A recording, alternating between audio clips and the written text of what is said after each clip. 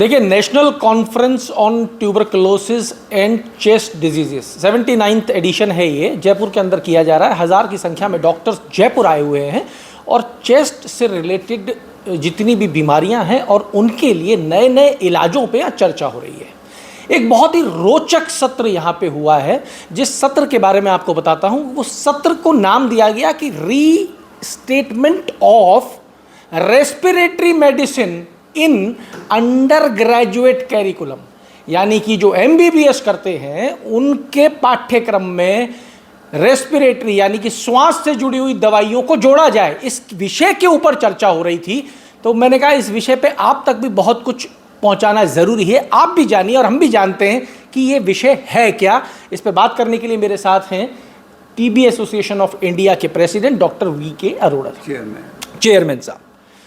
Sir, ये क्या विषय है और हम आपसे ये रिक्वेस्ट करेंगे, क्योंकि हम लोग आम लोग हैं, आपकी भाषा डॉक्टर वाली भाषा हो जाती है, हमें तो आम भाषा में समझा दीजिए। सबसे पहला मेरा सवाल, शरीर में कितने सिस्टम होते हैं और उसमें ये जो रेस्पिरेटरी जिसको आप बोलते हो आपकी भाषा में, जो फेफड़े वेफड़े हैं, इनका क्या उपयोगिता है सर? देखिए, पहले तो बहुत धन्यवाद जो आज आप हमारे पास आए और हमारी जो कॉन्फ्रेंस हो रही है, जो TB और छाती की बीमारियों के बारे में कॉन्फ्रेंस है, उसके बारे में आप पूछ रहे हैं। आपका क्वेश्चन बहुत अच्छा है कि जो हमारा शरीर है, देखिए ये सारा इंटरकनेक्टेड है और इसको इंटरकनेक्ट कौन करता है? हमारे फेफड़े करते हैं। फेफड़े से देखिए सांस कहते हैं आना और सांस जाना, यही जीवन का पूरा निचोड़ है। जीवन के अंदर सांस की बहुत ही महत्व है और इस सांस के साथ हमारा हार्ट जुड़ा हुआ है, हार्ट के साथ हमारी बॉडी जुड़ी हुई है। देखिए, इस सारे शरीर को कंट्रोल करने वाला जो श्वास है, उसी को ना पढ़ाने के लिए गवर्नमेंट ने कहा है कि इनको जो हमारे स्टूडेंट्स हैं उनको ना पढ़ाया जाए। क्या मैं दोबारा जानना चाहूँगा, रेस्पिरेटरी ट्रैक्ट को MBBS स्टूडेंट्स को नहीं पढ़ाया जाए? ना पढ़ाया जाए। वो कहते हैं कि जो वहाँ पे चेस्ट का डिपार्टमेंट है, TB का डिपार्टमेंट है, उसको हटा दिया जाए। जो कि अब तक 50 साल से चल रहा था, उसको हटा ही दिया जाए और उसको जो है वो दूसरे डॉक्टर देखेंगे जो मेडिसिन पढ़ाते हैं या दूसरे पढ़ाते हैं। इससे कितना ज़्यादा नुकसान होने वाला है। पेशेंट्स जो हैं, जो लोग हैं, उनको सही डायग्नोसिस नहीं बन पाएगा। और जो देखिए हमारे देश के अंदर और सारे वर्ल्ड के अंदर छाती की बीमारियां, TB की बीमारियों से सबसे ज़्यादा मौतें होती हैं। सर, मैं अगर गलत नहीं हूं तो मुझे आप ये बता दें कि कोविड जो था वो भी तो छाती से रिलेटेड? बिल्कुल, मैं कहता हूं कोविड और कोविड की तरह कई और जो बीमारियां, जैसे इन्फ्लुएंजा है, influenza virus, Covid virus, Covid की जो म्यूटेशंस हो रही हैं, उनके जितने भी वायरसेस हैं वो फेफड़े को ही करते हैं और फेफड़े से फिर हार्ट और बॉडी को ख़त्म करते हैं। अब डॉक्टर साहब, एक कि जैसे MBBS के अंदर आप नहीं पढ़ाएंगे, अब जो नए लोग आएंगे उनको नहीं पढ़ाया जाएगा, तो फिर मैं मेरी छाती लेके कहाँ जाऊँगा? देखिए, ऐसा है कि नहीं पढ़ाएंगे तो उससे क्या नुकसान होने वाला है। जितनी भी कम्युनिटी है, आप देखिए कम्युनिटी के अंदर 30% to 40% जो मरीज़ आते हैं वो सांस की बीमारियों से आते हैं। तो अगर हम डॉक्टरों को ही नहीं तैयार करेंगे उसके लिए, तो किस तरह से वो उसको डायग्नोस करेंगे? वो डायग्नोस में अगर आप नहीं पढ़ाओगे तो सर आजकल कॉमन जो बीमारी होती है सर, वही जुकाम होता है जी। इसी तरह से आपको पता है TB कितनी है। हमारे प्रधानमंत्री जी ने भी बोला कि TB को हम एलिमिनेट करना चाहते हैं, लेकिन अगर पढ़ाएंगे नहीं अंडर ग्रेजुएट को तो वो जाके ट्रीट कैसे करेगा?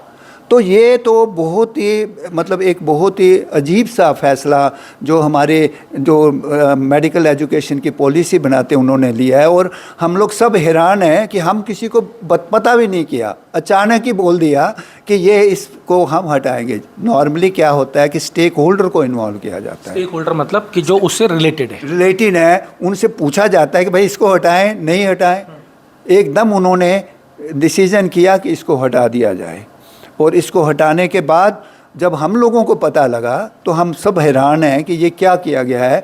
इन्होंने कम्युनिटी के ऊपर ही जाकर के एकदम वार क्यों किया गया है? क्योंकि कम्युनिटी के अंदर ही तो ये बीमारी होती है। हमारे कंट्री में तो बहुत ज़्यादा है और मोर्टेलिटी भी, जो मौतें होती हैं TB के साथ, अस्थमा के साथ, COPD के साथ, लंग कैंसर के साथ और हमारे लोअर रेस्पिरेटरी इन्फेक्शन जो होती हैं, ये 5 बड़ी बड़ी बीमारियां हम ही लोग देखते हैं जो रेस्पिरेटरी डिजीज़ को पढ़ाते हैं, एज ए टीचर पढ़ाते हैं अपने स्टूडेंट्स को और हमारे स्टूडेंट को ट्रेन करते हैं कि ऐसी बीमारियों को कैसे देखा जाए।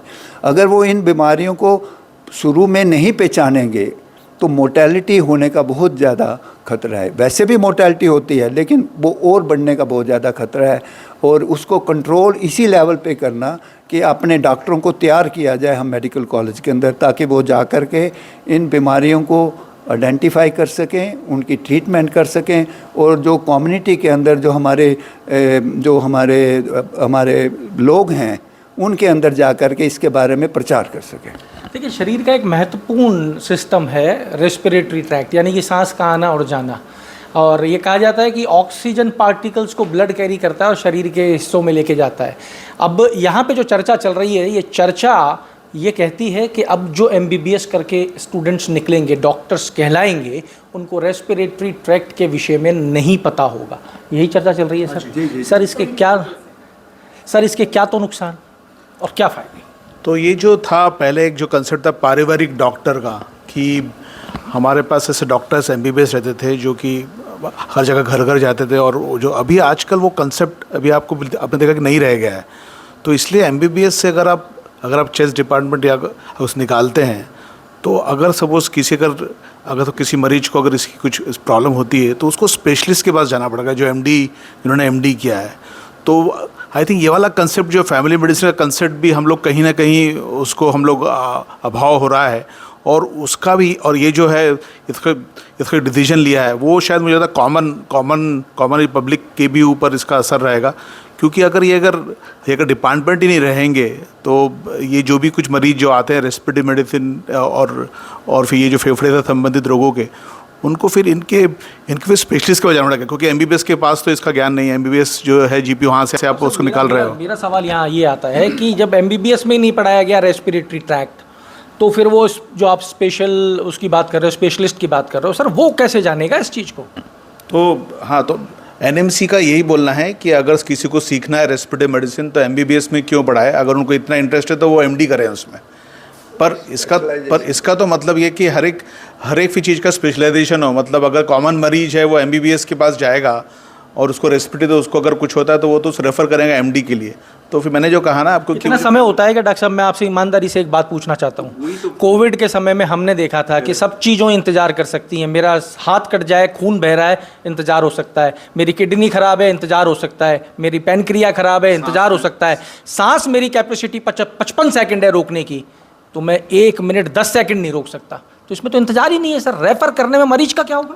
बिल्कुल, हम लोग तो बोलते हैं कि सांस है तो आस है, और उसी का कंसेप्ट से सुने कि सांस है और आस है, मतलब आपको बिल्कुल इमीडिएट ट्रीटमेंट रखना पड़ता है। और ये वाली एक बहुत ही अलग एक हुआ है जो डिसीजन हुआ कि विडम्बना ये है कि हम लोग ने कोविड में, और हमें तो लगा था कि हमारा डिपार्टमेंट जिसने कोविड में काफ़ी फाइट किया, उसको और कुछ इम्पोर्टेंस मिलेगी, उसमें और कुछ ट्रेनिंग प्रोग्राम भी उसे बढ़ाएंगे। पर ये तो एक हमें it is just sort of a punishment कि हम लोग ने जिन्होंने जो भी वहाँ पे इन्वॉल्व थे कोविड के डॉक्टर्स, जिन्होंने इसका काफ़ी अच्छे से इसका सब ट्रीटमेंट किया और इसको फाइट करने में मदद की, वही वाले डिपार्टमेंट, वही वाले डॉक्टर्स को आपने यहाँ से एकदम बिल्कुल बाहर फिरने का, सिस्टम से बाहर निकालने का काम कर दिया। लेकिन ये आम आदमी को भी नुकसान की बात है। मैडम, आप, मैंने सुना कि बहुत लंबी एक लड़ाई भी लड़ रही है इसके लिए।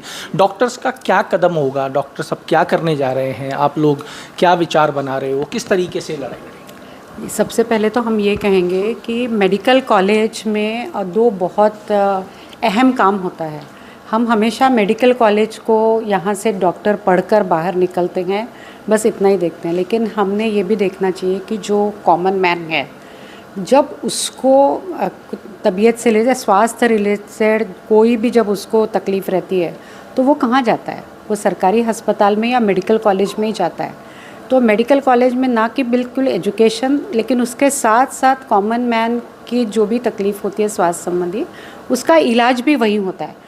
और वो इलाज किस तरीके से होता है, ये देख देख के ही हमारे नए डॉक्टर्स तैयार होते हैं, और उसका ज्ञान और एक्सपीरियंस दोनों उनको वहाँ प्राप्त होता है। तो उस हिसाब से ही हम अभी जो हम बातें आपने पूछी हैं, सवाल, और उसके आपको उत्तर मिले हैं, वो उसी से रिलेटेड है कि हम चाहते हैं कि हमारा स्टूडेंट रेस्पिरेटरी मेडिसिन की जो बीमारियां हैं उसकी जांच, उसका निदान और उसका उपचार सही तरीके से कैसा हो, ये रेस्पिरेटरी स्पेशलिस्ट से ही सीखे, न कि कोई और डॉक्टर से, क्योंकि वो अपने तरीके से कर रहा है। ये है। तो इसीलिए हम चाहते हैं कि हमारे सारे डॉक्टर्स, ना कि बल सिर्फ रेस्पिरेटरी वाले, लेकिन हमारे सारे सहयोगी जो है वो भले कोई भी स्पेशलिटी के हो, वो सब हमारे साथ जुड़ के रेस्पिरेटरी मेडिसिन को अंडर ग्रेजुएट लेवल यानी हमारे MBBS करिकुलम में ये सब्जेक्ट का स्थान कायम रखने में हमारी मदद करें, ताकि हमारा MBBS होने वाला लड़का इसका ज्ञान सही तरीके से प्राप्त करके आगे जाके जब वो सेवा देता है कम्युनिटी में तो वो वेल इक्विप्ड रहे। सर क्या तो फ़ायदा हो रहा है इसको हटा के? इतना कितना मतलब कोई फाइनेंशियल बर्डन था सरकार के ऊपर, या कोई बच्चों के ऊपर फाइनेंशियल बर्डन था, टाइम का बर्डन था, क्या था जो मतलब? जी इसका सबसे बड़ा है कि नए मेडिकल कॉलेज आ रहे हैं। तो नए मेडिकल कॉलेज देखिए, अगर आप देखा जाए तो पॉलिटिशियंस के मेडिकल कॉलेज काफ़ी ज़्यादा उनकी इन्वॉल्वमेंट होती है, और इतने मेडिकल कॉलेज आ रहे हैं, वो कहते हैं कि वहाँ पढ़ाने वाले डॉक्टर नहीं मिलेंगे।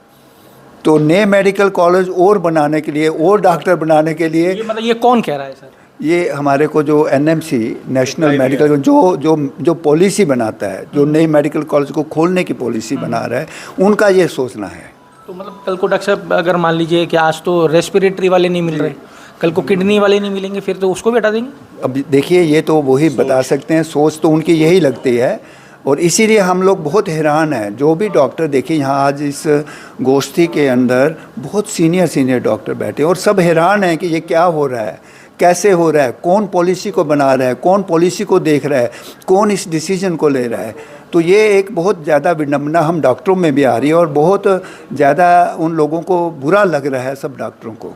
क्या स्टेप उठा रहे हैं सर, क्या लड़ाई? जी हाँ, देखिए हम लोगों ने पहले तो देखिए प्रार्थना ही करते हैं हम लोग डॉक्टर, कोई एजिटेशन का कोई हमारा आइडिया नहीं होता, और ये 1 साल से हम प्रार्थना ही कर रहे हैं। पेटिशन लिख के हम लोग भेज रहे हैं, हेल्थ मिनिस्टर को भी पेटिशन भेजे हैं हम लोगों ने, नेशनल मेडिकल कमीशन को भी हमने पेटिशन भेजे हैं कि आप हम इस चीज़ को मानिए। जब हम लोग थक गए हैं तो फाइनली अब हाई कोर्ट के अंदर हमने पेटिशन दिया है, बॉम्बे हाई कोर्ट में, तो वहाँ पे नेशनल मेडिकल कमीशन जो है वो अपना रिप्लाई देगी और करेगी। और जहाँ तक डॉक्टर्स हैं, देखिए बहुत एजिटेटेड हैं डॉक्टर। आज ही हम लोग देख रहे थे जब गोष्ठी हो रही थी कि कितने डॉक्टरों के अंदर इतना गुस्सा आ रहा है कि जो मेडिकल पॉलिसी को बनाने वाले, एजुकेशन पॉलिसी को बनाने वाले क्यों नहीं इस बात को समझ रहे कि कोविड के अंदर किन्होंने सारा अपना न्यौछावर किया। सुबह से लेकर शाम तक गवर्नमेंट डॉक्टर बैठते थे, मरीजों को देखते गए थे, और अपने खतरे को कि वो उनको कोविड ना हो जाए उसको बिना ध्यान में दिए हुए भी उन्होंने हार्ड वर्क किया। बिल्कुल ठीक बात है। डॉक्टर नील ठाकुर भी हमारे साथ हैं। डॉक्टर साहब, ये अब तक बात जो है वो आज हम लोगों को ही पहली बार पता लगी है, आम आदमी तक ये किस तरीके से आप पहुंचाने का प्रयास करो? क्या आम आदमी को जानकारी नहीं है, या आम आदमी को कोई लेना देना नहीं है? नहीं, हम हमारे तरफ से जो भी डॉक्टर्स पूरे देश के हैं वो प्रयत्न तो ऐसे कर रहे हैं कि ये इन्फॉर्मेशन आम आदमी तक पहुँचे। सो हमारा ऑनलाइन change.org पे भी एक हमने कम्युनिटी पिटिशन किया है, जिसमें 11 से 12 हज़ार लोग, जिसमें नॉर्मल डॉक्टर के अलावा सामान्य जो आम आदमी है उन्होंने भी साइन किया है कि हमें ये स्पेशलिटी चाहिए, कि सरकार ये डिसीजन ले कि हमारी स्पेशलिटी आए। 60 से ज़्यादा लेटर्स अभी तक national medical commission as well as government of India के अलग अलग मिनिस्टर्स को भी लेटर गए हैं, जिसमें सामान्य इवन NGO, रोटरी जैसी संस्था, लायंस क्लब जैसी संस्था, even Jain foundation, even religious communities है, वो भी लेटर लिख रहे हैं कि भाई हमें ऐसा चाहिए कि हमें हमारे स्वास्थ्य का ध्यान है, हमें चाहिए कि हमें कभी, और ऐसे सवाल भी आएंगे कि आगे जाके अगर किसी का कोई मरीज़, अगर वो डॉक्टर के अनअवेलेबिलिटी, कोई नए मेडिकल कॉलेज में गया, सडन ब्रीदिंग डिफ़िकल्टी, बहुत ज़्यादा सांस बढ़ गया, उसको उस समय रेस्पिरेटरी स्पेशलिस्ट न होने के कारण वो मरीज़ को कहीं और शिफ्ट करना पड़ा। वो शिफ्ट करते दरमियान अगर मरीज़ की मौत होती है या फिर किसी में उसकी कंडीशन और ज़्यादा बिगड़ती है, तो इसकी जवाबदारी किसकी होगी? वो जो डिसीजन ले रहे हैं वो तो पॉलिसी के हिसाब से ले रहे हैं, बट इंडिविजुअल लेवल पे किसी के परिवार का कोई, अगर किसी का मृत्यु होता है या किसी का कोई कंडीशन एकदम बिगड़ जाता है, जो पहले आराम से जल्दी से सुधर सकता था, अगर वो बाद में जाके उसको 1 महीना कहीं और एडमिट होना पड़े तो उसका कॉस्ट इम्प्लीकेशन, कितना खर्चा उसका प्राइवेट में आएगा। तो ये सारे सवाल हैं जिसके जवाब अभी नहीं मिले तो आगे जाके भुगतेगा तो जो कॉमन आम आदमी है उसको ही सबका प्रॉब्लम ज़्यादा फेस करना पड़ेगा। तो देखिए, आप सुन रहे थे डॉक्टर्स को जो नेटकॉन 2024 में जयपुर में मौजूद हैं। एक बड़ा विषय यहाँ पे उठाया गया है कि रेस्पिरेटरी ट्रैक्ट को MBBS से हटा दिया गया है। इनकी डिमांड है कि उसको जोड़ा जाए। अगर आप ये वीडियो YouTube पर देख रहे हैं तो हमारे चैनल को सब्सक्राइब करें और बेल आइकन को दबाना ना भूलें। अगर आप Facebook पर ये वीडियो देख रहे हैं तो हमारे पेज को लाइक करें।